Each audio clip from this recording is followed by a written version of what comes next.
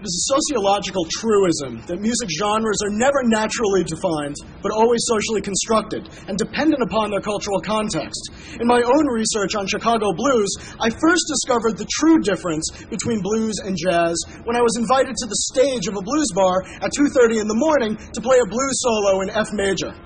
As it had been years since I had actually played an instrument, I froze because I couldn't remember the notes of that key, which go like this.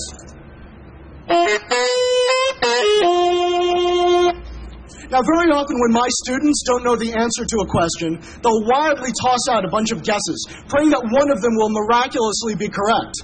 And so, because I didn't remember the notes, that's what I did, and it sounded like this.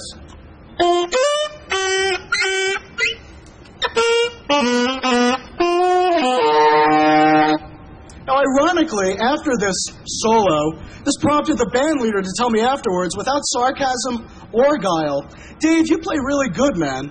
You've obviously been playing for a while, and you've got some jazz influences that I heard in there. Am I right?"